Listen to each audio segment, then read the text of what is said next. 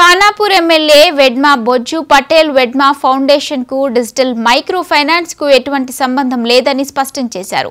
తనను బద్నాం చేసేందుకు BJP BRS నాయకులు కుట్ర సమకూరుతున్నారని ఆయన ఆరోపించారు.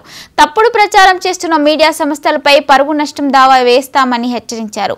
పేదలకు సేవ చేయాలనే లక్ష్యంతోనే వెడ్మా ఫౌండేషన్ స్థాపించినట్లు ఎమ్మెల్యే తెలిపారు. తప్పు చేసిన వారిపై కఠిన చర్యలు తీసుకోవాలని డిమాండ్ చేశారు.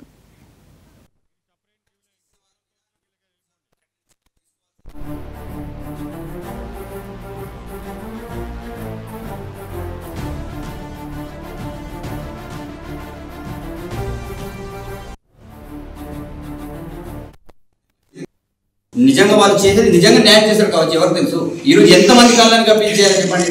ఈరోజు మరి ఇనాగ్రేషన్కి వెళ్ళినప్పుడు నేను ఎప్పుడో వదిలేసిన వాడు ముఖ్యమా, లేకపోతే అదే ఆఫీస్ ఇనాగ్రేషన్ చేసిన ముఖ్యమా? ఎవరి మీద ఫోకస్ చేయాలి?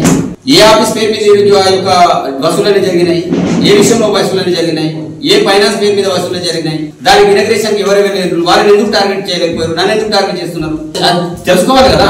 నిజంగా అతనితో కమ్యూనికేషన్ ఉందా లేదా అని తెలుసుకోవాలి కదా. మరి పోయిన వాళ్ళందరూ కూడా ఎందుకు బాధ్యత చేయలేకపోతున్నారు? నన్ను నేను ఒక్కడే ఎందుకు టార్గెట్ చేస్తున్నారు?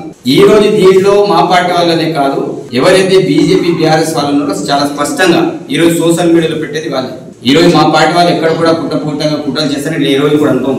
కాంగ్రెస్ పార్టీ రేవంత్ రెడ్డి గారి నాయకత్వంలో ఉమ్మడి కుటుంబంలో నడుస్తుంది కాబట్టి మా పార్టీ వాళ్ళు మా వాళ్ళు అట్లాంటి కార్యక్రమాలు చేపట్టారు. కాబట్టి దీన్ని చేసేది చాలా స్పష్టంగా చెప్తున్నారు. ఇదంతా చేసేది బీజేపీ బీఆర్ఎస్ వాళ్ళు.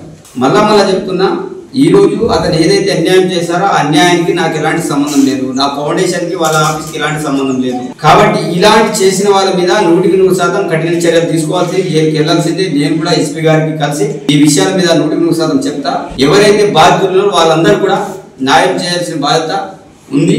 కానీ ఈ విషయంలో ఈ రకంగా చేస్తూ నన్ను బదనాం చేయడం అది మంచిది కాదు. మీడియా మిత్రులకు నేను విజ్ఞప్తి చేస్తున్నాను. ఎవరైతే ముఖ్యంగా సిగ్నల్ ఛానల్ అని రాష్ట్రీయ అని ఒక 2-3 ఛానల్స్ స్పెసిఫిక్ గా నన్ను టార్గెట్ చేసుకుని మరి పెట్టారు. వాళ్ళ ఉద్దేశం ఏంటిది నాకు తెలియదు.